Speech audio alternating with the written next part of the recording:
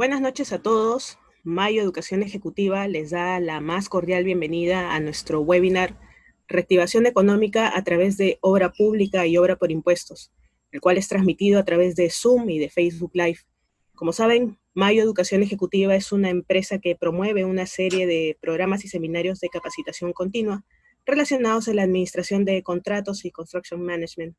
Es por esta razón que estaremos realizando el jueves 23 y viernes 24 de julio el seminario online Gestión y Valoración de Daños en Disputas de Construcción 2020, con la participación de la abogada Gracie Zapata y el ingeniero civil Alejandro Espejo Fernández. Ahora sí, vamos a dar inicio a nuestro webinar Reactivación Económica a través de obra pública y obra por impuestos, a cargo de las abogadas Cita Aguilera Becerril y Ana Sofía Reina. No olviden dejar sus preguntas en el chat para que nuestras especialistas las respondan al finalizar su ponencia. Sin más preámbulo, presentamos a la abogada Cita Aguilera Becerril, socia del estudio Echecopar, miembro de Baker McKenzie International, especialista en Derecho de la Contratación Pública, Derecho de la Construcción, Arbitraje, Derecho Administrativo y Control Gubernamental. Abogada titulada por la Universidad Nacional de Trujillo y magíster en Administración, Derecho y Economía de los Servicios Públicos por la Universidad Carlos III de Madrid, con estudios de maestría en Derecho Administrativo y Regulación de Mercado en la Universidad de Piura, destacada en el año 2019 por Chambers & Partners, Legal 500 y Leaders League, en las especialidades de Derecho Público, Derecho Administrativo y Litigios Administrativos, respectivamente. En el 2020, repitió calificación en Leaders League, árbitro del Centro de Arbitraje de la Cámara de Comercio Americana del Perú y miembro de la Sociedad Peruana de Derecho de la Construcción, docente de posgrado en la Universidad de San, coautora del libro Aspectos Jurídicos de la Contratación Estatal, publicado por el Fondo Editorial de la Pontificia Universidad Católica del Perú. Nos acompaña también Ana Sofía Reina, abogada con más de 20 años de experiencia en el diseño, estructuración, ejecución y defensa de proyectos de asociaciones público-privadas, iniciativas privadas, procesos selectivos y obras por impuestos. Ha participado como asesora legal en procesos de promoción de infraestructura de transportes y comunicaciones de gran envergadura, así como en la privatización de activos bajo diversas modalidades. Asociada principal del estudio Echecopar desde el 2012 y socia a partir del año 2020. Ha sido asesora legal de la Agencia de Promoción de la Inversión Privada, Proinversión, del 2001 al 2011, secretaria técnica y asesora legal del Comité de Promoción de la Inversión Privada para la venta de activaciones del Estado y miembro del Comité de Promoción de la Inversión Privada de la Sociedad de Beneficencia Pública del Cusco. Ahora sí, procederé a darle la palabra a nuestras especialistas. Buenas noches a todos los asistentes. Nuevamente muy complacida de estar compartiendo esta sesión preparada, organizada por Mayo, y hoy con más especialidad, porque Ana Sofía Reina, que es una amiga y compañera de trabajo, nos acompaña. Vamos a conversar hoy día un poco sobre qué nos trae las disposiciones, sobre qué cambios hay a nivel normativo sobre obra pública, con la tendencia de poder hacer más eficientes, más céleres la construcción de obras públicas, y Ana Sofía, por su parte, va a comentar sobre obra por impuesto. Bien, yo quería compartir hoy día con ustedes básicamente dos temas. Uno de ellos tiene que ver con el programa Arranca Perú. El otro que quería conversar con ustedes sobre los contratos gobierno-gobierno. Otro tema que también quiero tratar en la jornada de hoy es los proyectos especiales de inversión pública, los nuevos mecanismos, las nuevas herramientas que se han dispuesto para estos proyectos especiales, y finalmente concluir con algunas propuestas de cambios a la Ley de Contrataciones del Estado, el régimen general de la Ley de Contrataciones del Estado. Entonces, empezamos hablando del programa Arranca Perú. El programa Arranca Perú ha sido emitido justamente en este espacio, en ese tiempo de pandemia, en ese tiempo de declaratoria de emergencia. Y es el mecanismo que ha encontrado el gobierno para poder reactivar la economía del Perú, tan golpeada por esta situación que todos conocemos. Es así como se ha emitido el decreto de urgencia 70-2020, y este decreto de urgencia abarca básicamente sector transporte, sector vivienda, sector agricultura y también el sector de promoción del empleo. En lo que respecta a obra, básicamente tenemos a nivel de transporte, se ha considerado el tema de mantenimiento de vías, que claro, normativamente se le trata como servicio, pero está asociado a infraestructura pública, mantenimiento de vías nacionales y vecinales, y para tal efecto se han destinado 3.987 millones de soles, es decir, se van a ejecutar en muy corto plazo, porque este es un elemento esencial, en muy corto plazo se van a ejecutar 3.987 millones de soles en lo que es mantenimientos de vías, de carreteras nacionales y vecinales, caminos vecinales. Y a nivel del sector agricultura también se van a hacer obras asociadas a captación de agua, canales de regadío, y aquí hay un monto mayor. Son 6.436 millones que se han destinado para que se hagan los proyectos.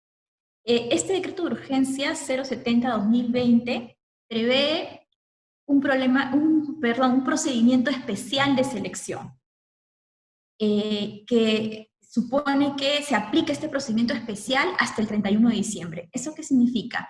Tanto Provías Nacional como las municipalidades, y bueno, Provías descentralizado también, van a tener que ejecutar procesos de selección, van a tener que convocar procesos de selección bajo este modelo especial hasta el 31 de diciembre. Este modelo especial es de carácter temporal.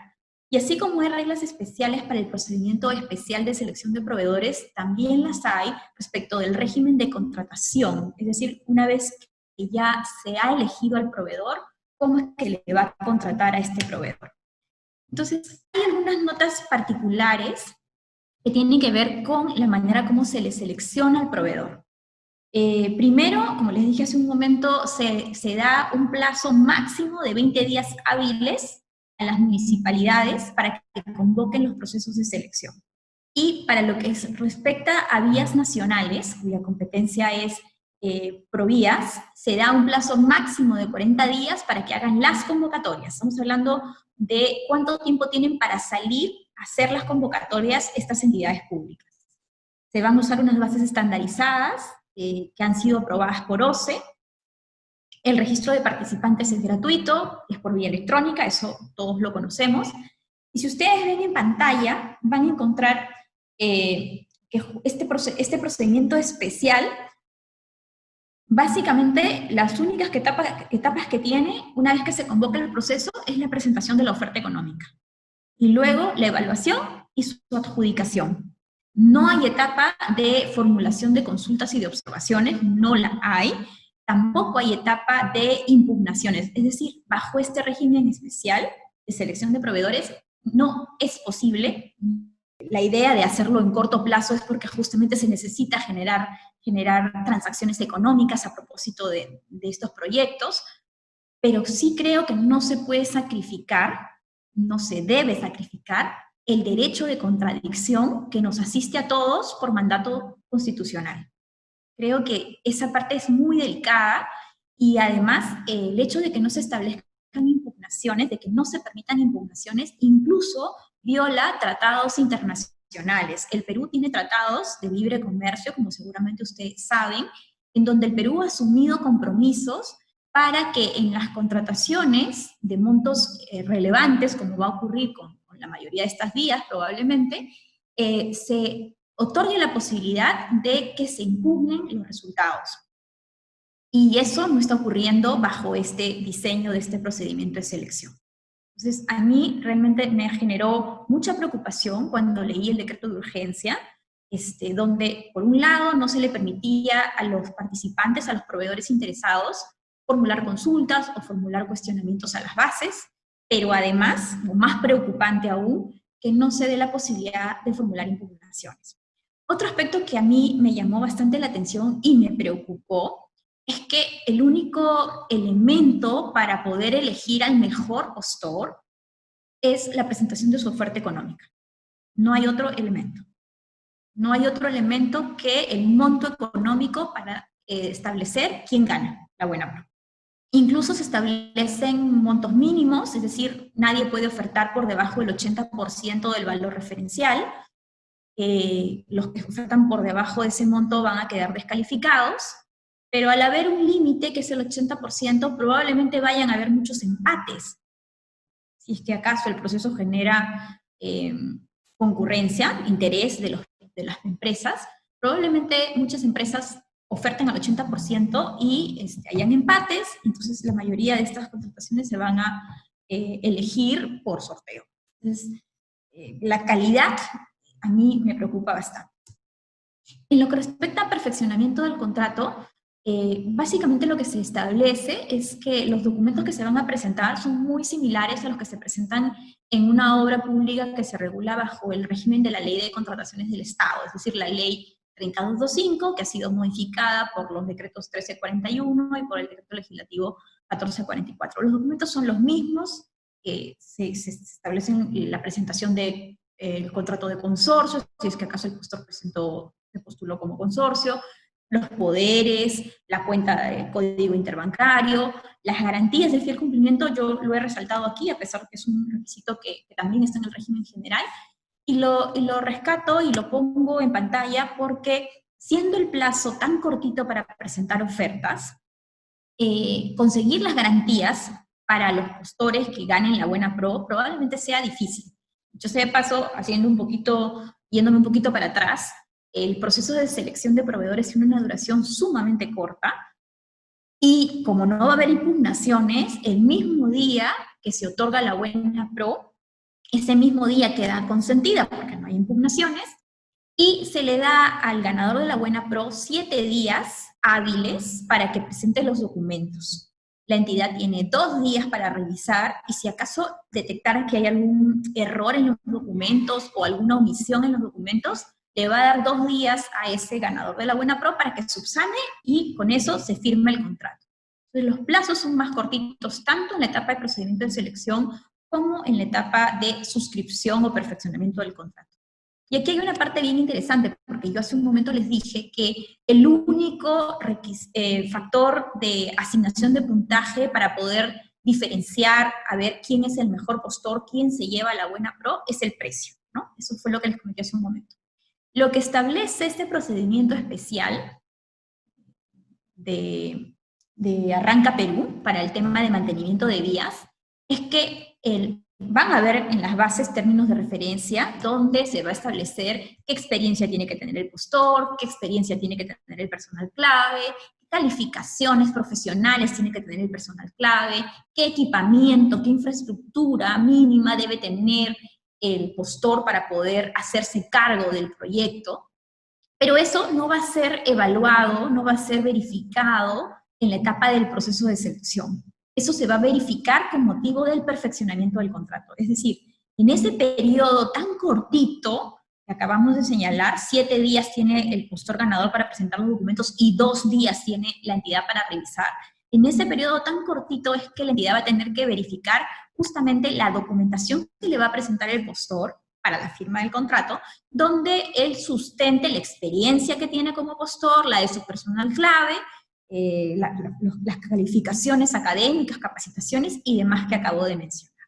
Entonces, y claro, si es que de lo que presenta el postor, ganador de la buena pro, se advierte que no cumple, obviamente esa buena pro no va a poder ser adjudicada. Perdón, obviamente no se va a poder firmar el contrato, y tendrán que buscar al que quedó probablemente en segundo lugar. Ahora quiero comentarles sobre los contratos gobierno a gobierno, que han sido muy sonados últimamente. Es otra herramienta, y en este caso los contratos gobierno a gobierno están regulados en la Ley de Contrataciones como una posibilidad para que el Estado peruano contrate con un Estado extranjero desde hace muchos años atrás. Aquí no estamos hablando de una herramienta nueva, por decir así. ¿Qué cosa es lo nuevo? ¿Por qué lo traemos a la mesa? Lo nuevo es que el gobierno ha tomado una decisión de que sus proyectos emblemáticos, de gran complejidad o de envergadura, se ejecuten a través de esta modalidad. Es decir, que el Perú contrate con un país extranjero, otro estado, la asistencia técnica, o en este caso cuando hablamos de infraestructura, básicamente lo que se está viniendo contratando es la asistencia técnica para que ese otro estado le ayude al Perú, le asista al Perú en la selección de los proveedores, y también en la gestión, en la gerencia, en la supervisión de los proyectos de infraestructura que se encajan. Esto a nivel de proyectos de infraestructura. A nivel de contratos gobierno a gobierno se pueden adquirir bienes, se pueden adquirir, contratar servicios y otras prestaciones como el desarrollo u operación de proyectos. Justamente como experiencias recientes, como para que ustedes más o menos vean que hay bastante, se está focalizando mucho los contratos de gobierno a gobierno para infraestructura, la experiencia más notoria, más de mejor resultado, han sido los Juegos Panamericanos, Lima 2019, que se contrató a Reino Unido para que brinde esta asistencia técnica, estos servicios de procura al Perú, y se pudieron hacer todo este conjunto de obras, no solamente las obras se hicieron vía gobierno a gobierno, sino que la organización misma de los Juegos se logró gracias a la asistencia técnica del Reino Unido. El año pasado se suscribió otro contrato gobierno a gobierno con Corea del Sur para lo que va a ser la actualización del expediente técnico de Chincheros, del aeropuerto de Chinchero, y también para la construcción del aeropuerto. En este caso se tiene previsto que más o menos para el año 2024 este aeropuerto ya va a estar en etapa de operación. Recientemente se ha firmado el contrato gobierno a gobierno entre el Perú y Reino Unido de nuevo, y con Irlanda del Norte, Reino Unido con Irlanda del Norte, para ejecutar obras que están bajo la cartera de la Autoridad de la Reconstrucción con Cambios. Estamos hablando en este caso de 7.000 millones de soles que se van a ejecutar a través de proyectos de infraestructura que se van a ejecutar al amparo de este convenio o contrato de gobierno a gobierno. En este caso se van a hacer 15 hospitales, 74 colegios, 7 obras de drenaje, 17 cuencas de ríos se van a trabajar, se van a hacer obras en 17 cuencas de ríos y en 5 quebradas. Se espera, como les dije hace un ratito, estas modalidades de contratación buscan celeridad, buscan eficiencia, buscan que no haya tanta falta de confianza como lo ha habido últimamente en los proyectos que se ejecutan bajo las modalidades tradicionales. Entonces se espera que para junio del 2021 ya se tengan ejecutados, construidos 8 hospitales, y que para junio del 2022 se concluyan con 7 hospitales más. Menciono hospitales porque estamos con toda esta situación de carencia de infraestructura de salud. En esta pandemia se ha hecho tan notorio.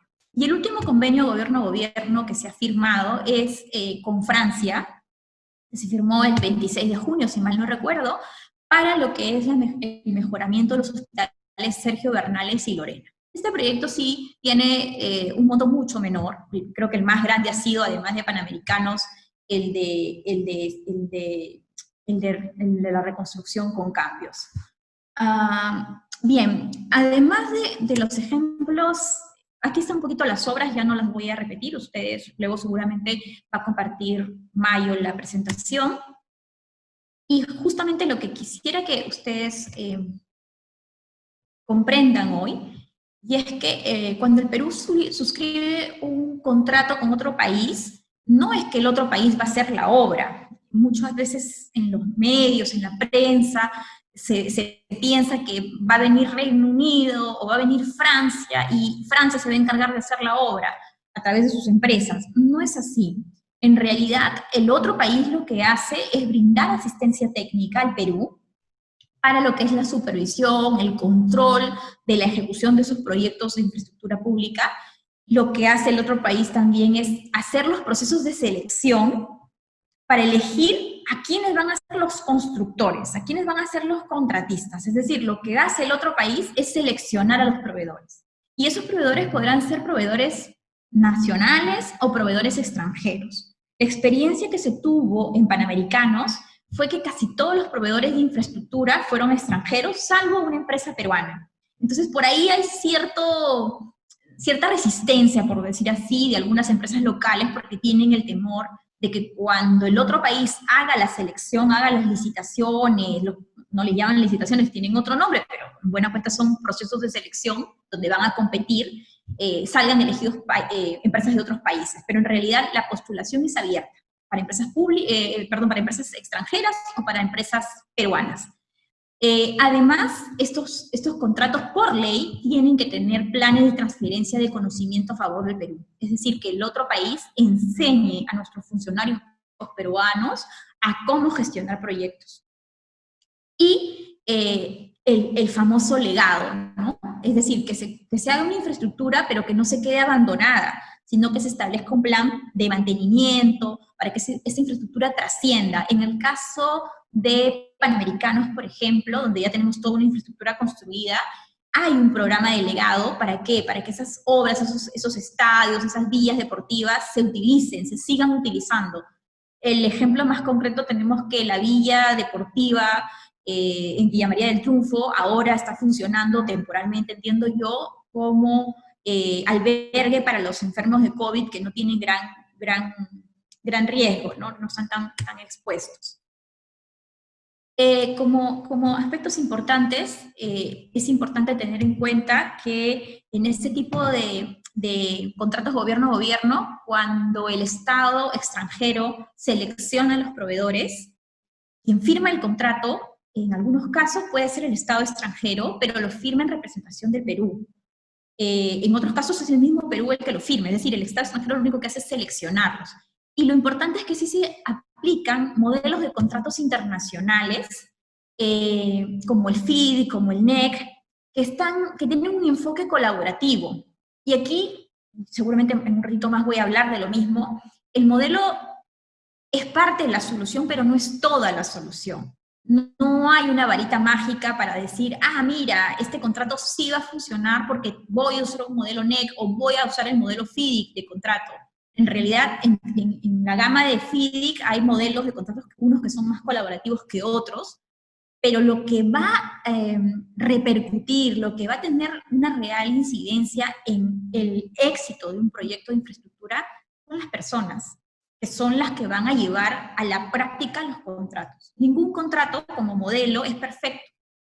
Son las personas las que tienen que cambiar el chip, dejar esa mentalidad de adversidad, de verse como contrapartes, que es muy propia del régimen general, que venimos arrastrando desde el año 99 con la ley 26850, todo el régimen general, a pesar que ha habido distintas modificaciones a las leyes de contrataciones públicas, pero ese régimen está basado en que el contratista con la entidad son enemigos, el contratista con la entidad son personas que persiguen intereses contrapuestos.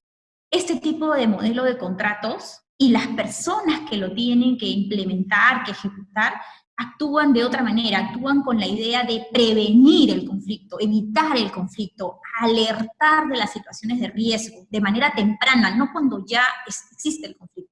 Ir dando alertas, dejando constancia, avisándole a la otra parte de que se puede presentar una situación que pueda afectar el plazo o que pueda afectar el desarrollo normal de la obra.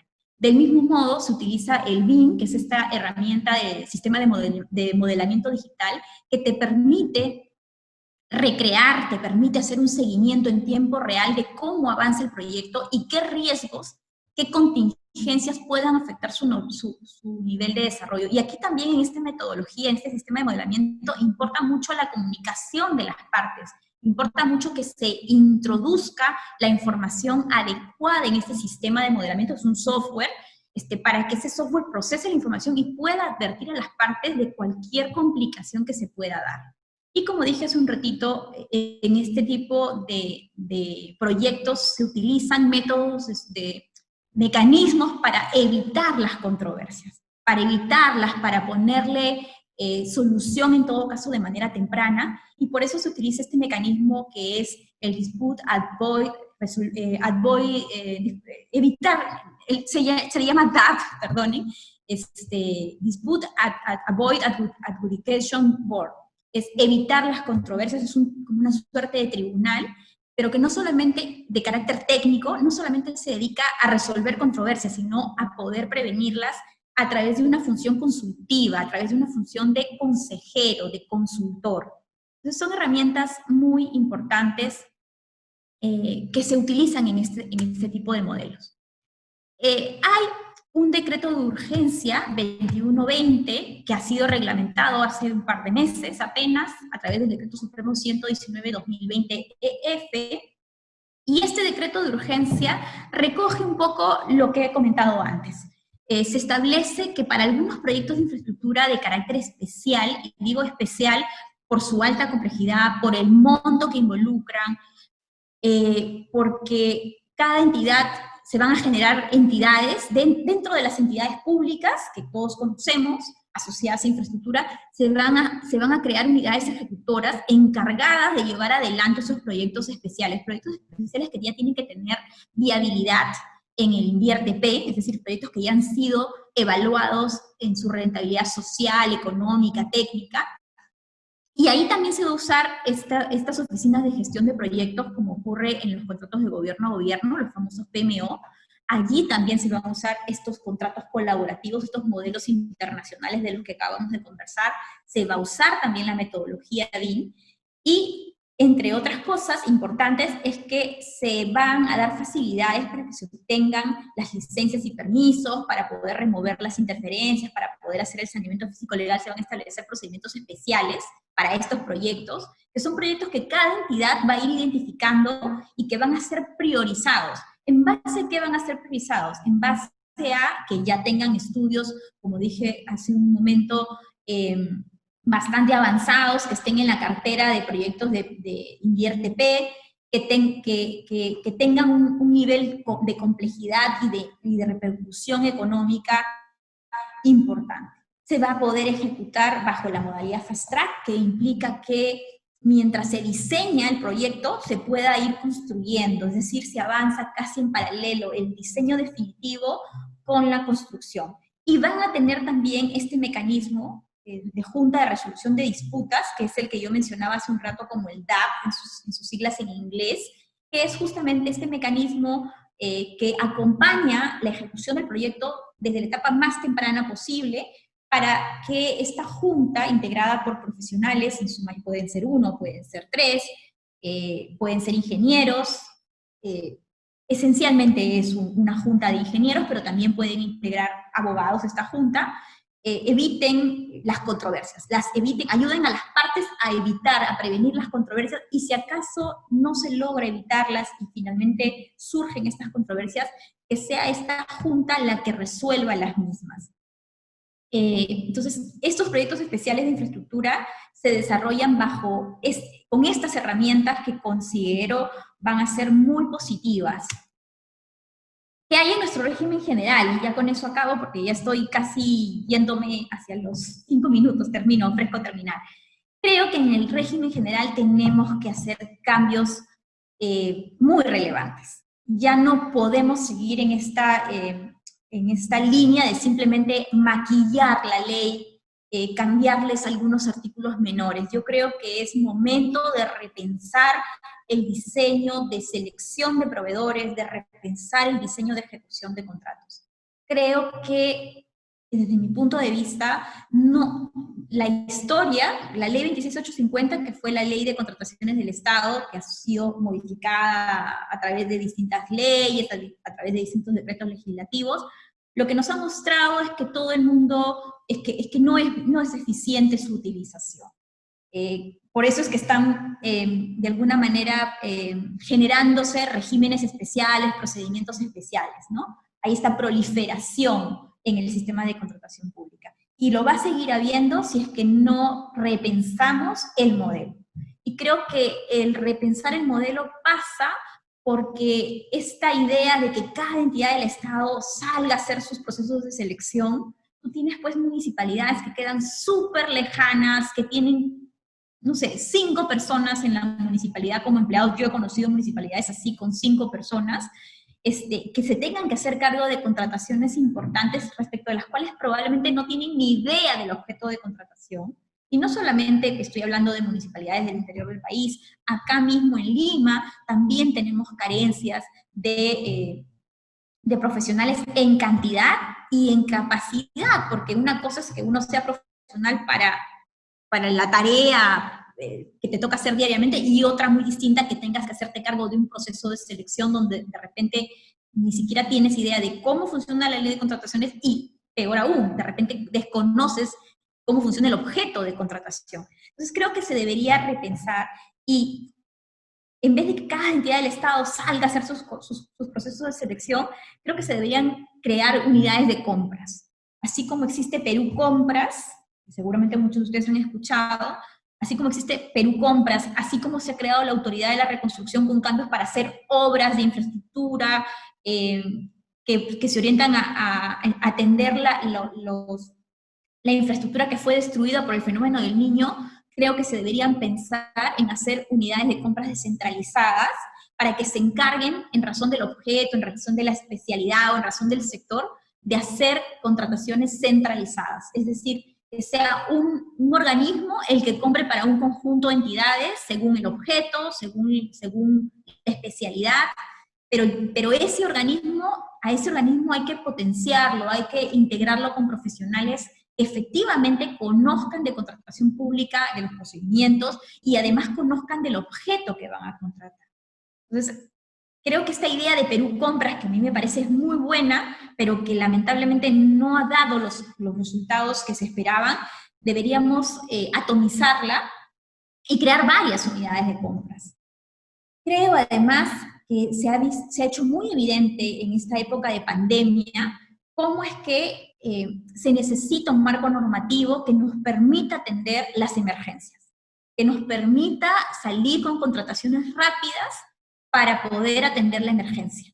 Claro, se han tenido que dar N normas en el camino, ¿no? Cada día ha sido desde marzo que se declaró el estado de emergencia hasta ahora, es una locura para los abogados y para todos los profesionales estar mirando el peruano para ver qué procedimiento nuevo sacaron. Se ha tenido que trabajar, como se dice, bajo la marcha.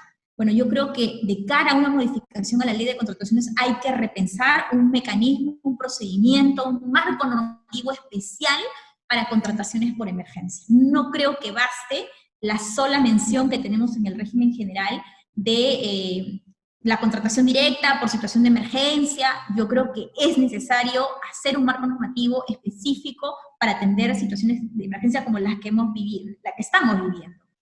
La implementación de modelos colaborativos de contratos que, ya hemos dicho, están puestos para los proyectos especiales de infraestructura, que no es el régimen general, es un régimen especial. Se ha pensado usar esos modelos, o se está usando esos modelos en los contratos de gobierno a gobierno, pues creo que corresponde traerlos al régimen general. Pero más allá de usar el modelo de contrato como tal, creo que hay que hacer un trabajo muy, muy profundo, no solo con la entidad y con el contratista. Aquí también entran a tallar los supervisores. Mi experiencia es que muchas veces, muchos proyectos de infraestructura se entorpecen, se complican por los supervisores, porque la labor del supervisor termina siendo a veces sumamente literal, se pierde el objetivo del avance del proyecto y se quedan en las formalidades, en las interpretaciones literales, mal interpretadas en algunos casos. Creo que hay que cambiar el chip para orientarnos a un método colaborativo de contratista, de entidad contratante, de supervisor, de subcontratistas. Todos tenemos que entrar en esta nueva manera de pensar de cara a la ejecución de proyectos. Y la otra cosa que yo veo necesaria cambiar en la ley de contrataciones es que en todos los contratos de obra que yo he visto se producen situaciones de atraso. Y generalmente las entidades con los contratistas nunca se ponen de acuerdo respecto de quién es la responsabilidad de ese atraso. Entonces, eso determina o deriva en que se niega la ampliación de plazo, se va a arbitraje, y finalmente el calendario de avance de obra se queda congelado en la foto de cuando empezó el contrato, y por ende todas las evaluaciones de las afectaciones posteriores se siguen mirando bajo un calendario que no refleja el estado real en que se encuentra la obra. Entonces sí creo importante, para seguir evitando más controversias sobre ampliaciones de plazo, es decir, más denegatorias sucesivas porque estamos mirando un calendario que no refleja la realidad de la obra, que se puede implementar calendarios provisionales cuando hay controversias, que se puedan implementar calendarios provisionales para que el trabajo se mida y las posibles afectaciones posteriores de la ruta crítica se midan en base a calendarios impactados, con cargo a que lo que resulte del arbitraje que se haya iniciado determine de quién es la culpa. Entonces sí creo que hay cambios importantes que hacer en la ley de contrataciones. Yo le pido disculpas a mi compañera por haberme excedido algunos minutos, y con eso yo le doy gracias a todos por escucharme hoy, y le doy el pase a Ana Sofía. Gracias. Gracias, Cita. Bueno, buenas noches ante todo. Muchas gracias a Mayo por la invitación. Tal como indicó Pamela, esta noche vamos a conversar un poco sobre lo que es el régimen de obras por impuestos, que es un mecanismo más de promover inversión privada y una alternativa frente a la obra pública. Es lo que nos ha hablado Cita hoy y cuyos problemas todos conocemos, ¿no? Es claro que en un contexto de crisis como el actual es urgente identificar y potenciar todos los mecanismos de inversión que tenemos al alcance para lograr atender y mitigar el estado de emergencia sanitaria y los efectos del COVID en la economía nacional, ¿no? Y en este orden de ideas, sin perjuicio de otros mecanismos con los que contamos en el marco legal, el mecanismo de obras por impuestos puede ser un aliado potente para articular esfuerzos y apoyar la gestión del gobierno en esta difícil coyuntura. Bajo esta premisa, en efecto, el mecanismo de obras por impuestos puede permitir que la empresa privada refuerce su participación en el desarrollo de la infraestructura y la prestación de servicios. A manera de resumen, porque de alguna manera creo que ya todos conocemos en qué consiste el mecanismo de obras por impuestos, es un mecanismo diseñado por el Estado peruano en el 2008 aproximadamente, que viene siendo replicado en otros países, ¿no? Porque ha demostrado ser un mecanismo eficiente para la agilización de la inversión pública en infraestructura en comparación con los plazos que suelen emplear normalmente el sector público para la ejecución de los proyectos de inversión. Esta diferencia obviamente no solamente impacta en tiempo, sino también en costos. ¿Cómo funciona obra por impuestos? Bueno, brevemente, es un mecanismo que permite a la empresa privada adelantar el pago de su impuesto a la renta para financiar y ejecutar directamente de forma rápida y de forma eficiente proyectos de inversión pública que las entidades del gobierno nacional, de los gobiernos subnacionales y las universidades públicas priorizan. El mecanismo supone la suscripción de un convenio, la norma denomina convenio de inversión pública, que se suscribe entre la entidad y la empresa privada adjudicataria de la buena pro, porque siempre hay un proceso de selección para seleccionar tanto a la empresa privada que ejecutará el proyecto directamente o a través de una empresa ejecutora, como a la empresa supervisora. El convenio debe señalar obviamente el monto de inversión del proyecto que será objeto del financiamiento, pero este monto, como les comentaré más adelante, puede ser incluso modificado y esas modificaciones tienen que ser incorporadas mediante adenda. El reconocimiento de la inversión ejecutada, bueno, una vez finalizada la ejecución del proyecto o el avance del proyecto, dependiendo del tipo de proyecto al que se trate, también lo voy a explicar, la entidad debe solicitarle al MEF, al Tesoro Público, la emisión de un certificado valorado denominado Certificado de Inversión Pública Regional y Local, Tesoro Público, cuando se trata de los gobiernos regionales y locales, o las universidades públicas, o certificado de inversión pública regional nacional, Tesoro Público, cuando es el gobierno nacional el titular del proyecto. Este certificado se emite por el monto invertido para ser entregado a la empresa privada para que los pueda utilizar exclusivamente para el pago del impuesto a la renta del ejercicio correspondiente, ¿no? En otras palabras, en vez de que la empresa privada pague en efectivo el impuesto a la renta que le toca pagar en ese ejercicio, la empresa lo paga a través de los certificados hasta el límite del 50%. Por su parte, la entidad pública que aplica el mecanismo se financia hoy y luego empieza a pagar una vez que se acaba el proyecto, ¿no? En cuanto a qué tipo de proyectos se pueden financiar, bueno, se pueden financiar cualquier tipo de proyectos siempre y cuando cuenten con la declaración de viabilidad, y para eso obviamente tienen que estar en armonía con las políticas y los planes de desarrollo nacional, regional o local según corresponda, ¿no? Para el caso de las entidades del gobierno nacional sí hay un listado de posibles digamos, materias que pueden ser objeto de proyectos promovidos por obras por impuestos, como por ejemplo salud, educación, turismo, agricultura, deporte, remediación de pasivos ambientales, protección social, transporte, comunicaciones, e inclusive proyectos de investigación aplicada y innovación tecnológica. La siguiente diapositiva, por favor. Sí. En cuanto a los beneficios, el mecanismo de obra por impuestos resulta claramente atractivo para el sector público, ¿no? Porque le permite financiar a una tasa de interés cero.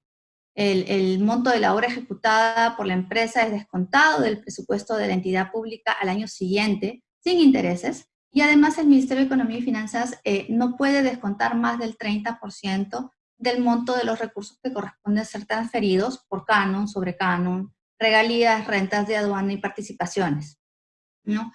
Otra ventaja sustancial que tiene este mecanismo para el gobierno, para el Estado, digamos, es que la participación del sector público ha demostrado optimiza plazos y recursos, ¿no? En el 2018 aproximadamente, Proinversión realizó un estudio sobre el mecanismo y se demostró que los proyectos son 15% más rápidos y que se ejecutan en plazos 15% más cortos, digamos, y los incrementos que se producen son en el 6% menores a los que se producen normalmente en una obra pública tradicional, ¿no?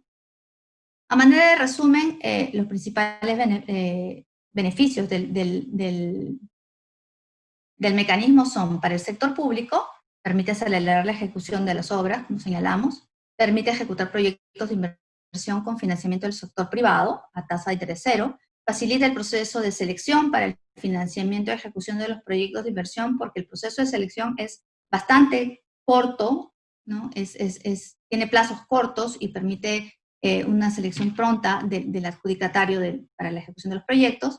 Mejora la calidad de vida y la competitividad, obviamente, de las zonas en las que se desarrollan los proyectos. Permite adelantar el uso de los recursos financieros, como el canon, las regalías, las rentas de aduanas, y traslada el riesgo de la ejecución de la obra a la empresa privada. Desde el punto de vista de la empresa privada, que es importantísimo saber cuáles son sus beneficios también, es mejora la eficiencia de sus programas de responsabilidad social, asocia su imagen a obras de alto impacto que generalmente se desarrollan en las zonas de influencia o donde ellos operan, ¿no? Y bueno, hay una recuperación del total de la inversión con un porcentaje de 2% de revaluación anual sobre el saldo no utilizado en el ejercicio respectivo, ¿no? Porque los certificados se pueden usar en más de para el pago del impuesto en más de un ejercicio. El mecanismo comprende, vamos a ser rápidos, 4 fases. La de priorización, que busca la elección de los proyectos a ejecutarse mediante este mecanismo. La selección de estos proyectos corresponde a la entidad pública, tiene que aprobar una lista de proyectos priorizados. Estos proyectos deben ser consistentes con sus objetivos, con sus metas, con los indicadores establecidos en el Programa Multianual de Inversiones, y contar necesariamente con la declaración de viabilidad según los criterios de InvierTP. Ahora, las empresas privadas pueden, obviamente, decidir ejecutar los proyectos de la lista priorizada por los gobiernos nacionales o el gobierno nacional, pero también pueden presentar ideas de proyectos nuevos para su desarrollo mediante el mecanismo. Es más o menos un procedimiento, una idea similar, un mecanismo similar al de las iniciativas privadas. Alternativamente, también pueden solicitar la actualización de los estudios de preinversión, de la ficha técnica o de la factibilidad o del estudio del expediente técnico del proyecto declarado viable. En caso se produzca alguna de estas dos situaciones, ya sea que el proyecto sea nuevo y la empresa privada desarrolle los estudios de cero, digamos, de este nuevo proyecto, o actualice los existentes, este costo de elaboración o de actualización es reconocido a la empresa privada a través de los certificados. Si la empresa privada no es la adjudicataria de la Buena Pro, por ejemplo, el costo de esta formulación, de esta actualización, lo debe pagar la empresa que finalmente sea adjudicataria como un requisito previo a la suscripción del contrato de inversión, del convenio de inversión, perdón. En la etapa de los actos previos, digamos que lo más importante es la selección, la designación del comité que va a aprobar las bases, que va a llevar a cabo el proceso de selección tanto de la empresa privada como de la empresa supervisora. Además, está la solicitud de informe previo a la Contraloría General de la República, ¿no? Que debe verificar la documentación sustentatoria presentada por la entidad de acuerdo con el marco legal y básicamente debe versar sobre aquellos aspectos que comprometen la capacidad financiera del Estado de conformidad con la Ley 27785 de la Contraloría General, ¿no? Dicho informe, por supuesto, no es vinculante y no enerva el control posterior, ¿no? En esta fase también es relevante mencionar que antes de solicitar el informe previo, las entidades tienen que verificar, en el caso de los gobiernos nacionales y las universidades, tienen que verificar que cuentan con el tope máximo de capacidad anual para el financiamiento de los proyectos priorizados. En el caso del gobierno nacional, tiene que alternativamente obtener la certificación presupuestaria cuando el proyecto tenga una duración de un ejercicio presupuestal de un año, o el compromiso de priorización de recursos cuando la ejecución del proyecto comprenda más de un ejercicio, que es básicamente el compromiso de la entidad pública de priorizar bajo responsabilidad los recursos necesarios para ejecutar completamente el proyecto, incluyendo, de ser el caso, el mantenimiento y la operación, ¿no? Luego viene la etapa del proceso de selección, y básicamente el objetivo de esta fase es la elección de la empresa privada y la empresa privada supervisora, según las bases del proceso elaboradas por la entidad, por el comité designado por la entidad. Sea porque la empresa privada elige un proyecto de la cartera priorizada, de la lista priorizada de proyectos por la entidad, o porque propone un proyecto específico, o porque actualizó, se tiene que llevar a cabo un proceso de selección, ¿no? Y la empresa adjudicataria será la que finalmente suscribe el convenio de inversión para el inicio de la fase de ejecución del proyecto. En la fase de ejecución se inicia con la suscripción del convenio y culmina con el reconocimiento de la inversión mediante la emisión de los certificados, ¿no? Según las obligaciones asumidas por la empresa privada. Para que se inicie el proyecto, previamente la entidad debe contar con el contrato de supervisión suscrito con la entidad privada supervisora. Este es un requisito indispensable. La obra no puede, o el proyecto no puede dar inicio si es que no se cuenta con el contrato firmado con la entidad supervisora. También se tiene que contar con el convenio suscrito con la empresa privada. Y se tiene que verificar el saneamiento físico-legal de los predios que se van a entregar para efectos de la ejecución de los proyectos, o en todo caso los arreglos institucionales pertinentes para la ejecución de las inversiones cuando la empresa privada tiene que hacer, el expediente técnico, ¿no? Durante la ejecución, como mencionamos hace un momento, durante la ejecución del convenio pueden haber modificaciones al monto del convenio, ¿no? Y estas modificaciones, ya señalamos, se realizan mediante adendas. Para poder suscribir las adendas, las entidades deben contar con las autorizaciones respectivas con respecto a su capacidad presupuestaria, al crédito presupuestario o compromiso de recursos si se trata del gobierno nacional, ¿no? ¿Qué incrementos se pueden dar? Por ejemplo, si la empresa privada identifica la necesidad de realizar modificaciones en los estudios antes de iniciar la ejecución del proyecto, tiene que presentar una propuesta de modificaciones mediante un documento de trabajo para que sea aprobado, y esta propuesta tenía que ser aprobada por la entidad, ¿no? Básicamente no debería afectar la concepción técnica del proyecto declarado viable. También es posible que se incrementen en los montos de inversión como resultado de la formulación del expediente técnico, cuando este ha sido encargado a la entidad privada de acuerdo con las bases y con el convenio. Otra razón por la que puede haber incrementos es por variaciones por mayores trabajos de obra en cuyo caso la norma prevé que el reconocimiento de estas inversiones no podrán superar el 30% del monto total de inversión considerado en el convenio inicial, en caso el proyecto cuente con un expediente técnico aprobado al momento en que se firmó el convenio, o hasta el 50%, considerando el hecho de que el proyecto no haya contado con expediente técnico en el momento que se suscribió el convenio, ¿no? Concluida la ejecución del proyecto, ya pasamos a la etapa de la recepción por la entidad, ¿no?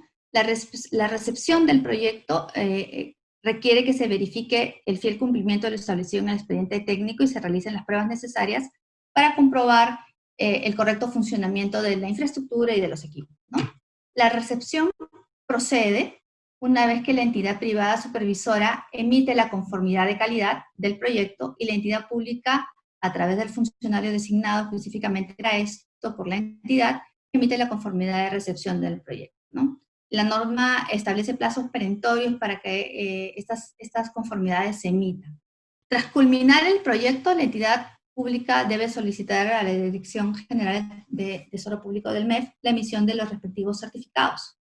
Para ello se debe contar necesariamente con la conformidad de recepción y la conformidad con la conformidad de calidad y también con la conformidad de recepción, pero incluso cuando la conformidad de recepción no se haya dado, con la conformidad de calidad emitida por el supervisor, la empresa privada puede acudir al MEF y solicitar la emisión de los certificados. Vamos a un supuesto en el que la entidad no cumple con emitir la conformidad de recepción.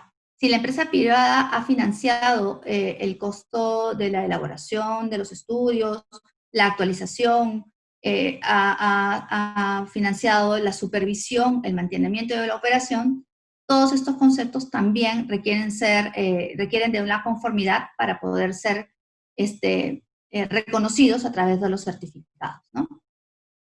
Si el plazo de ejecución del proyecto es mayor a 5 meses, el reconocimiento de la inversión se realiza mediante la emisión de 2 certificados. Uno, en el momento en que se recepciona el proyecto, y el segundo, una vez que se liquida o se aprueba el proyecto, ¿no? Si el proyecto tiene una duración mayor a 5 meses, las partes pueden acordar en el convenio, tiene que estar previsto así en el convenio además, que se puedan emitir certificados trimestrales. Sin perjuicio de esto, las valorizaciones se hacen mensualmente. Ahora, como todos sabemos, el estado de emergencia y la movilización, y un poco ahí engarzo con lo que comentaba Cita anteriormente, ha impactado en todos los proyectos de inversión y obviamente en los proyectos ejecutados bajo el mecanismo de obras por impuestos también, no son la excepción. Entonces, nos encontramos actualmente en un posible escenario de controversias que podrían implicar no solamente demoras en la ejecución o la reanudación de los proyectos, sino también, en el peor de los casos, en la resolución de los convenios. La paralización por más de 100 días ha impactado de distintas maneras en los proyectos. Ha impactado en plazos, ha impactado en costos, ha impactado porque se presentaba la necesidad de realizar actividades que no estaban previstas en los expedientes técnicos, las limpieza, desinfección, inspecciones, mantenimientos adicionales incluso. Se puede haber presentado el deterioro o la pérdida de materiales, de maquinarias. Sumado a todo ello, tenemos que además se tienen que implementar los protocolos sanitarios que determinan que los proyectos de inversión no se puedan ejecutar según lo que estaba originalmente pactado. Por lo que resulta necesario posiblemente la modificación, dependiendo de cada caso concreto, la modificación de los expedientes técnicos para poder implementar todas estas modificaciones, ¿no? Varios los aspectos entonces que tienen que tomarse en cuenta en cada caso para determinar mejor manera de reanudar la ejecución de los convenios y sin perder de vista que este tiene que ser el objetivo y no centrarnos en controversias que al final del día, como decía, podía llevarnos finalmente a la resolución de los convenios, que es lo que menos se quiere, ¿no? ¿Qué ha dicho el Ministerio de Economía y Finanzas al respecto? bueno, que los proyectos bajo el marco de obras por impuestos pueden reiniciar actividades considerando las disposiciones de reanudación que se han dictado de manera general y determinando cuál es la mejor forma de lograr esta reanudación, justamente aplicando la norma que prevé la posibilidad de ampliar plazos, de suspensión de obligaciones y de modificación de los convenios por razones, cuando esto se deba a razones no imputables a la empresa privada. Entonces, en realidad, lo que nos está diciendo el Ministerio de Economía es que vamos a tener que ver y analizar cada uno de los proyectos para ver cuál es de estas alternativas la que mejor se adecúa a la situación concreta, ¿no? Si hablamos, por ejemplo, de la modificación de los convenios, se tendría que tomar en cuenta en qué etapa estamos en la ejecución, porque si estamos en la etapa de formulación del expediente técnico, bueno, se tendrá que modificar el convenio para poder incorporar la adecuación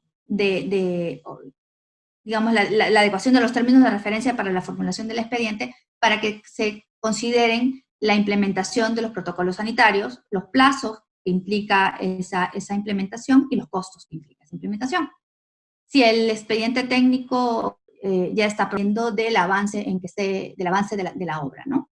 Otro problema que se puede presentar también, lo conversábamos el otro día con funcionarios de Proinversión, es que, claro, se ha producido un evento imprevisto que no permite a las partes poder actuar de acuerdo con plazos que están establecidos en las normas. Entonces, por ejemplo, en cuanto al ejecutor, a la continuidad del ejecutor del proyecto, de los especialistas del ejecutor del proyecto, la norma prevé la posibilidad excepcional de poder hacer el cambio, pero para ello exige que esto sea notificado a la entidad con un plazo de 15 días, ¿no?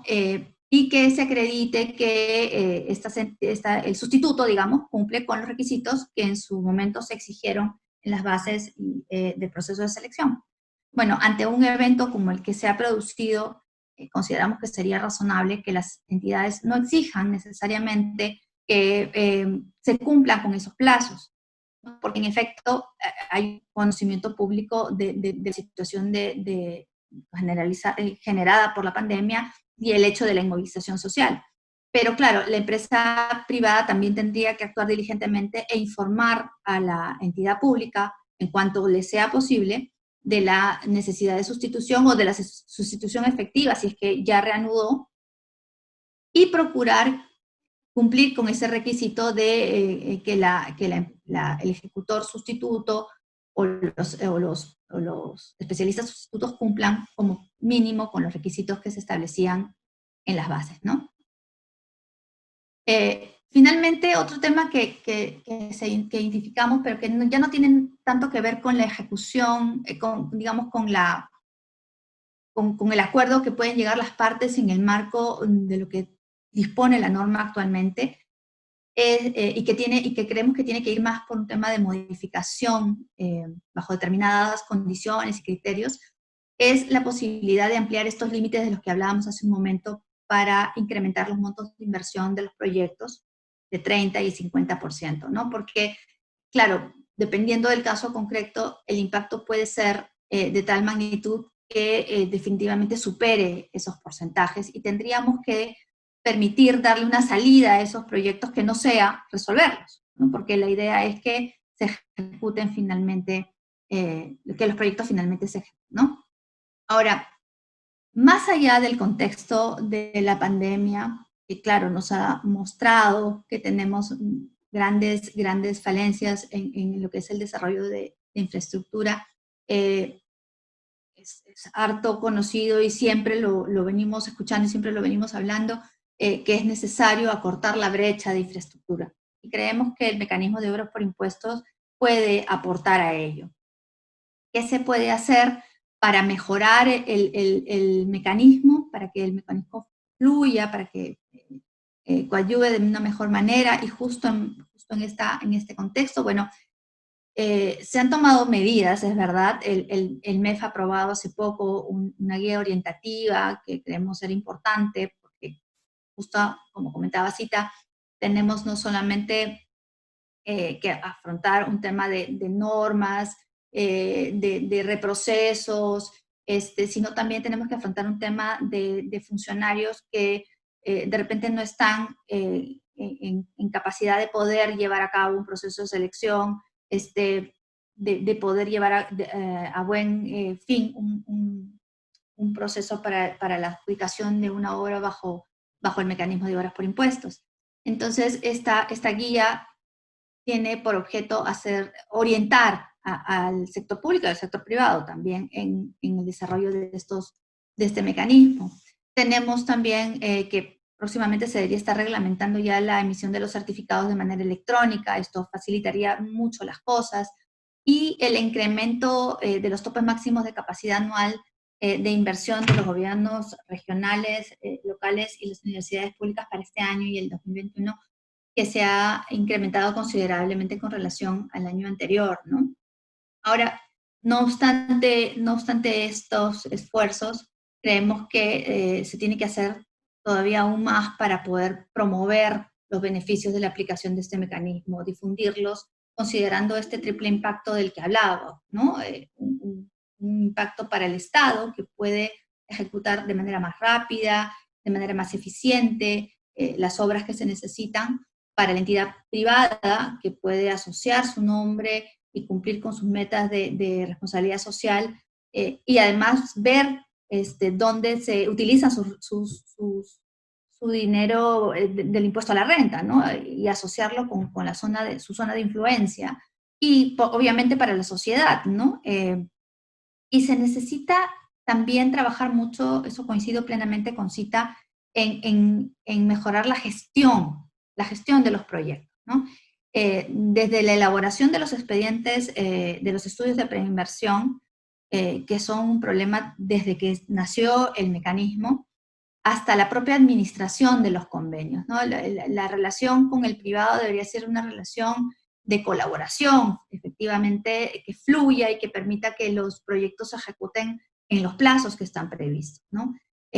Sin formalismos y sin trabas innecesarias, y con funcionarios que actúen de acuerdo con la norma definitivamente, pero con la discrecionalidad necesaria como para poder solventar y salvar aquellos obstáculos que obviamente la norma no nos da todas las salidas, ¿no?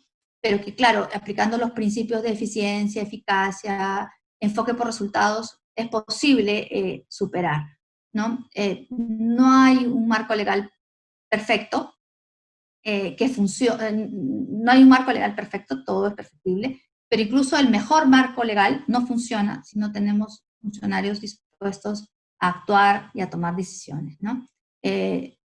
Creo que lo que nos ha pasado en estos últimos meses, lo que nos ha mostrado la pandemia y en estos últimos meses, es que no actuar a tiempo cuesta demasiado, ¿no? Y tenemos que aprender de eso y tratar de mejorar en estos aspectos que son indispensables para poder promover la participación de la inversión privada.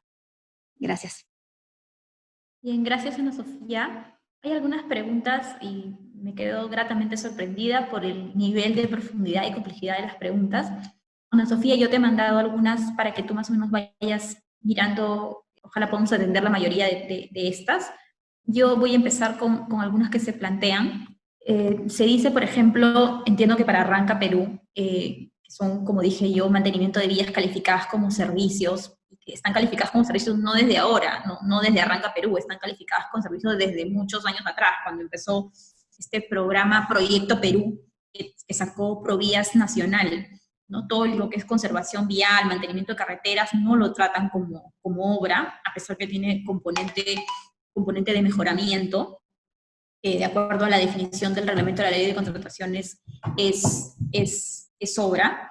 Sin embargo, lo califican como servicio y ciertamente pues tiene expediente técnico, tiene dirección técnica, tiene utilización de personal técnico, de equipamiento, pero el tratamiento normativo que le han dado es servicios. Yo coincido con con Jesús Elías en que debería ser a título de obra. Hay algunas precisiones interesantes que se han hecho sobre Arranca Perú. Te agradezco, bueno, dice Anónimos, sobre que Provías va a hacer estos proyectos de Arranca Perú a través de sus unidades zonales, ¿es cierto? Y hay preguntas que tienen que ver con Arranca Perú. Voy a empezar por ahí, luego le doy pase a Ana Sofía y luego vuelvo de nuevo a hablar sobre gobierno y sobre la ley de contrataciones. Se dice que se han convocado ya procesos por Arranca Perú y que en las bases se están poniendo criterios para definir qué cosa califica como trabajo similar o qué requisitos se están poniendo respecto a los profesionales, y ciertamente seguimos con el mismo problema, ¿no? El requerimiento que viene contenido en el término de referencia lo define cada entidad que convoca el proceso de selección, y lamentablemente por ahí viene el direccionamiento. El direccionamiento viene por ahí. Cada entidad, lo que decía yo hace un rato, ¿no? Cada entidad decide cómo contrata sus servicios, en este caso. ¿Quién determina si es proporcional, si efectivamente es congruente, es razonable lo que están pidiendo? En Arranca Perú, nadie, porque no hay ni siquiera posibilidad ni de formular consultas a las bases o observaciones, ni tampoco de impugnar el resultado. Entonces es una carta abierta, un papel en blanco para cada entidad del Estado. Están haciendo estos proyectos de Arranca Perú. Cada entidad va a decidir qué calificaciones, qué experiencia tiene que tener el personal, y a mí eso me preocupa porque luego se restringe la competencia, hay personas que no pueden postular, hay empresas que no pueden postular porque no consiguen los criterios, acreditar los criterios que piden las bases.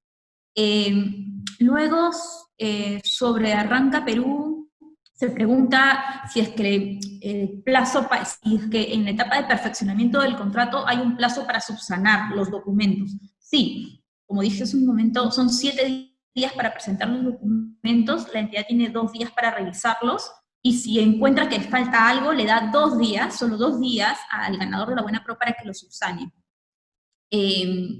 Yo con eso quisiera pasar con Ana Sofía. Ana Sofía, yo luego vuelvo rapidito con otras preguntas más. Ana Sofía, es que quisieras leer tú misma las preguntas o prefieres que te las lea yo. Aquí yo las tengo. Genial. A ver, una pregunta interesante. Nos dicen que recientemente el director ejecutivo de Proinversión ha declarado que dentro de los planes de reestructuración de la entidad es centrar a la entidad en su core. Y esto implica que no promueva la inversión en obras por impuestos. Ante esto, ¿cómo se afectaría las obras por impuestos? ¿Realmente mejoraría el rendimiento de Proinversión si se quita las obras por impuestos? A ver, obras por impuestos es un mecanismo de promoción de la inversión privada. Y Proinversión es la entidad promotora de la inversión privada, no es la entidad promotora de las asociaciones público-privadas solamente. Y lo cierto es que Proinversión tiene un rol importante en el mecanismo de obras por impuestos, ¿no? Proinversión capacita, Proinversión capacita al sector público y también tiene digamos, el sector privado tiene llegada a Proinversión para efectos de capacitación en la aplicación del mecanismo, pero sobre todo hay un rol que tiene Proinversión también, que es inclusive poder asumir la ejecución de los procesos de selección por encargo de las entidades. Y esto es importante sobre todo cuando estamos ante entidades que no cuentan con las capacidades para poder ejecutar los procesos de selección, que es lo que hablábamos hace un momento, ¿no? Entonces, particularmente a mí, no, digamos, yo no estoy alineada con ese pensamiento de sacar obras por impuestos de Proinversión, porque más bien creo que debería tratar de impulsarse el mecanismo a través de Proinversión, ¿no? Que es una entidad que conoce el mecanismo y que lo viene ya monitoreando y que viene capacitando y articulando entre la empresa privada y el sector público para el desarrollo del mecanismo, ¿no? Ok, sobre gobierno a gobierno también se han formulado preguntas interesantes. Se dice si es que en los procesos de selección que convoquen los estados que han firmado, que por encargo del Perú van a hacer la selección de proveedores, si se pide RNP. En realidad, en la experiencia que se ha tenido de Panamericanos, no se pedía RNP, no es un requisito usual. Se menciona, y me parece que es a modo, más que pregunta, a modo de comentario, es que los estándares que van a solicitar probablemente Reino Unido, se menciona en la pregunta Reino Unido para lo que es reconstrucción con cambios, pueden ser estándares internacionales muy complejos, que no cumplan las empresas peruanas. Yo creo que tendríamos que atender a la complejidad, esos estándares o esos requisitos que se ponen en cada base, porque van a ser procesos diferentes, o sea, no va a ser un solo proveedor que va a ejecutar los 15 hospitales o los 74 colegios. Yo creo que si bien podrían agrupar, estoy simplemente presumiendo, si bien se podrían agrupar, probablemente no va a ser una agrupación tan completa, ¿no? Yo creo que van a desagregar, entonces los requisitos probablemente van a estar alineados a la complejidad de las obras que se vayan a convocar. Y en esa misma línea hay una pregunta, un comentario muy interesante, más que pregunta, un comentario, donde se dice que el gobierno tiene más utilidad o tiene más justificación ir a otro gobierno, es un comentario de Jesús Elías, cuando hablemos pues de obras de complejidad, de gran envergadura, como ocurrió con Panamericanos, ¿no es cierto? En Panamericanos el Perú nunca había organizado unos Juegos Olímpicos, unos Juegos Panamericanos, nunca había tenido a su cargo montar un proyecto de esta naturaleza, con lo cual tenía bastante justificación invitar a otro país a que nos ayude, a otro país que ya tenía esa experiencia, como ocurría con Reino Unido, ¿no? Pero Jesús Elías dice, sí, pues, pero acá estamos hablando de hospitales, estamos hablando de colegios, que en realidad no son obras tan complejas, ¿no? En verdad amerita que se haya hecho un gobierno para estos efectos. Yo creo que va a depender mucho de cómo se agrupe, ¿no? Cómo se agrupe. En el caso de Cuencas, me parece que es mucho más propio que sí se haya decidido por encargar a otro gobierno o traer a otro gobierno para que dé la asistencia técnica y para que haga el delivery, la procura, sobre todo en Cuencas, más que en hospitales, que en colegios, pero entiendo que lo que está detrás es el interés del gobierno de poder hacer contrataciones rápidas y con mayor transparencia. En los contratos gobierno a gobierno podría usarse FIDIC, podría usarse NEC, no son excluyentes, va a depender del modelo. En Panamericano se usó NEC, probablemente en los proyectos que vengan podría usarse FIDIC, va a depender en dónde se quiera poner el énfasis. Creo que el NEC tiene este tema de dar bonos a los contratistas por terminar la obra de manera temprana, tiene esta posibilidad de modificar el contrato con mayor flexibilidad para adaptarlo a la realidad. Estos contratos, dice Jesús Elías otra vez, son PMO con Dispute Board, sí es cierto, tienen estas modalidades. Preguntan si hay cláusulas anticorrupción en los contratos gobierno a gobierno. Bueno, lo que yo he visto, yo he participado en la asesoría legal para lo que es Panamericanos, para lo que es Chincheros y para lo que es los hospitales de NINSA, el contrato gobierno firmado con Francia, y sí se ha considerado cláusulas anticorrupción, no porque haya un mandato legal como tal, sino porque justamente a lo que se apunta con este tipo de contratos es a que haya contrataciones transparentes. Y cuando hablo de transparencia, no pensemos solamente en el acceso a la información. Cuando hablamos de transparencia, hablamos de contrataciones idóneas, contrataciones efectuadas de manera objetiva, bajo trato igualitario en términos de no favorecer de manera artificial a alguien. Eso con relación a gobierno es lo que tengo por aquí. Y rápidamente concluyo, ya con eso le doy pase a Ana Sofía, sí se ha previsto la participación de Contraloría General de la República, tanto para Arranca Perú como para los proyectos especiales que se van a contratar bajo estas modalidades, estas herramientas nuevas. Y también, ojo, en los convenios gobierno-gobierno se prevé que si Contraloría pide información, o lo pide el OSCE, o lo pide el Congreso, se tiene que facilitar esa información que sea requerida por estos organismos. A nivel de ley de contrataciones, me hacen una pregunta muy interesante, Félix Antonio, me dice, ¿es posible adecuar la ley de contrataciones a principios colaborativos? Si considerando que esta ley está bien alejada de esos conceptos, ¿cuáles serían las principales modificaciones? Miren, yo creo que hay un punto importante, y es que las personas, como dije hace un ratito, contratistas, entidades públicas, supervisores, subcontratistas, tenemos todos que cambiar el chip, el paradigma. Tenemos que cambiar, y las personas que elaboran la norma tienen que cambiar el chip. A nivel, si queremos pensar a nivel de artículos, de norma, yo ya más o menos mencioné que el modelo tiene que ser repensado, no simplemente cambiar el articulado como tal, pero una vez hice un ejercicio de ver en lo que es ejecución de obra, qué artículos de los existentes se tendrían que cambiar para poder, entre comillas, pensar en un modelo asociado o parecido al FIDIC, al MEC, y evidentemente habían que cambiar artículos asociados a las modificaciones unilaterales, lo que le conocemos como adicionales o reducciones, que tienen procedimientos tan rígidos, tan marcados.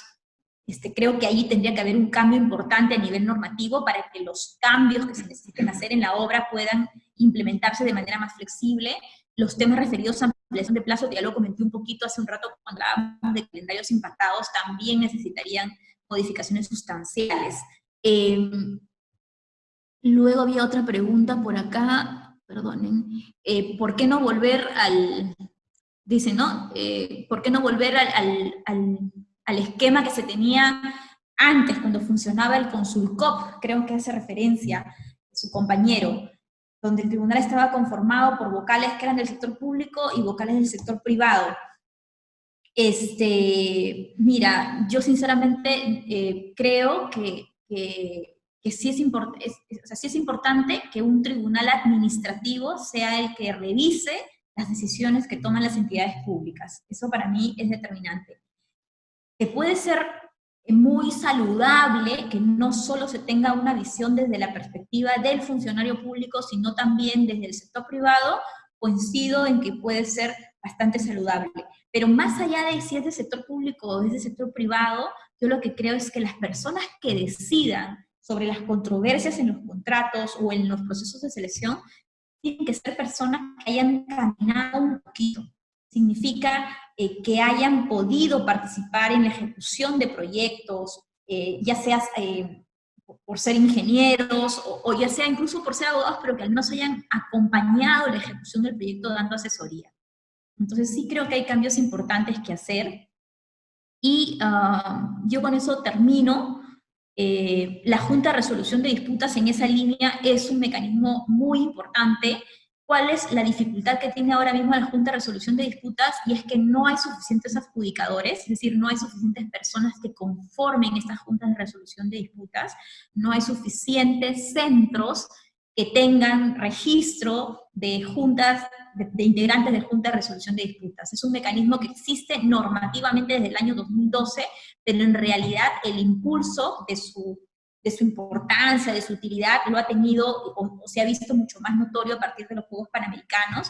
Hay muy pocos adjudicadores, así se le llama a los miembros de las juntas, hay muy pocos adjudicadores, y el tiempo que demanda acompañar una obra, la Junta de Resolución de Disputas debe acompañar la ejecución de una obra, hace que un buen adjudicador, para que esté cercano al proyecto, para que se involucre en el proyecto, no debe haber, creo yo, en mi cabeza, en mi cálculo y lo que he conversado con adjudicadores, no deberían ver más allá de 10 obras en paralelo, ¿no? Entonces, sí necesitamos, para que este mecanismo engrane y empiece a funcionar, más adjudicadores y adjudicadores calificados. No se trata simplemente de aceptar el registro de cualquier persona, hay que buscar que sean personas que cuenten con habilidades profesionales, pero además con habilidades de inteligencia emocional, estas habilidades blandas que le llaman, para que no sean personas que lleven más conflicto a los proyectos, sino que sean personas orientadas hacia evitar los conflictos. Eso es lo que yo quería conversar con ustedes con relación a sus preguntas, y les agradezco y nuevamente quedo gratamente sorprendida por ellas. Ana Sofía, ahora sí te doy el pase rápidamente. Gracias, Ita. Bueno, me hacen preguntas muy concretas, ¿no? Por ejemplo, si una empresa no tiene deuda con el Estado, ¿también puede hacer obras por impuestos? Sí, sí puede hacer obras por impuestos. Originalmente, los certificados no eran negociables. Se emitían a nombre de la empresa privada que financiaba el proyecto y era la única que podía utilizarlos. Actualmente la norma prevé que los certificados sean negociables y es posible que sean transferidos para ser utilizados por otra empresa. Entonces, finalmente esto sucede mucho también en grupos económicos, y si hay una empresa que financia y que no tiene impuesto a la renta, puede transferir el certificado para que sea utilizado por otra empresa. Me preguntan también si es que la ley de contrataciones aplica para obras por impuestos, y podría decir que finalmente no. No aplica la ley de contrataciones para obras por impuestos. Obras por impuestos se rige por su norma específica. Luego me preguntan si es el Estado el que propone la obra o si las empresas privadas también pueden proponerlas. Como explicamos hace un momento, en principio el mecanismo se pensó para que sean las entidades públicas las que priorizaran los proyectos para ser ejecutados bajo el mecanismo de obras por impuestos. Luego se vio posible permitir que las empresas privadas presenten nuevos proyectos para ser priorizados. Obviamente esta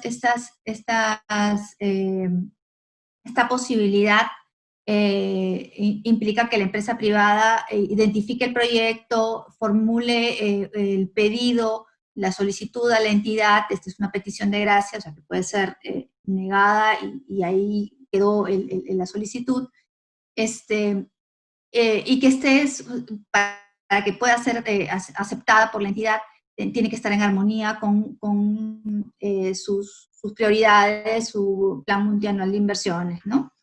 Presenta a la empresa privada la propuesta, y si es aprobada, puede ser ejecutada. Tiene que obtener la viabilidad, es decir, se tienen que formular los estudios de preinversión según el INVIERTP, obtener la viabilidad, ser priorizada y luego ser objeto del proceso de selección respectivo. Me preguntan también si está capacitado el funcionario público para atender estas obras dadas por el DU, contratos de gobierno a gobierno, obras por impuestos en nuestro país de forma transparente y capacitado. Nosotros creemos que bueno, en el tema de los contratos gobierno a gobierno, y así te explico que uno de los objetivos también es la transferencia de conocimientos y que se logren esas capacidades para luego hacerlos directamente. En el caso de obras por impuestos, es también uno de los temas que conversábamos hace un momento, ¿no? La necesidad de capacitar a los funcionarios para que puedan llevar a cabo no solamente la priorización de los proyectos, no solamente los procesos de selección, sino sobre todo la ejecución de los convenios, ¿no? Nos ha tocado acompañar a algunas empresas privadas en la ejecución de los proyectos en los que realmente sufren, digamos, es un vía crucis con la entidad para poder lograr las certificaciones, para poder lograr la emisión de la constancia de calidad por parte del supervisor. Hay supervisores y supervisores, entonces sí es importante esta capacitación y esta mejora de la gestión de los funcionarios públicos, ¿no? Me preguntan también si las obras por impuestos se publican en el SEACE. No, las obras por impuestos no se publican en el SEACE, se publican en la página web de la entidad y en la página web de Proinversión. Creo que hemos tratado de abordar la mayoría de las preguntas. Les agradecemos mucho a todos su interés en escucharnos, en compartir con la experiencia que estoy segura tienen, porque el nivel de preguntas que han hecho ha sido bastante complejo, bastante profundo y enfocado. Por mi parte, nuevamente agradecerles a todos los asistentes, agradecer a Ana Sofía, ha sido un placer, Ana Sofía, estar contigo por primera vez. Muchas gracias, juntas igualmente. en un evento académico, y como siempre a Mayo por habernos convocado. Muchas gracias a Mayo, muchas gracias a todos los participantes, encantada de participar y sobre todo con Cita, que no solamente es una gran amiga, sino una gran profesional. Bueno, agradecemos a las abogadas Cita Hilera Becerril y Ana Sofía Reina por esta excelente presentación, así como también a todos nuestros participantes por su tiempo y por formar parte de un nuevo webinar. Al finalizar la transmisión les estará llegando una encuesta que nos permitirá a nosotros brindarles cada vez un mejor servicio. Les recordamos que esta sesión, así como todos los webinars pasados, los podrán encontrar en nuestro canal de YouTube, Mayo Educación Ejecutiva, y como Mayo Edit Podcast en Spotify. No se olviden de seguirnos en nuestras diversas redes sociales, donde estaremos dando a conocer más información sobre el sector, así como también de nuestro próximo seminario online, Gestión y Valoración de Daños en Disputas de Construcción 2020. Mayo Educación Ejecutiva les agradece su participación. Buenas noches.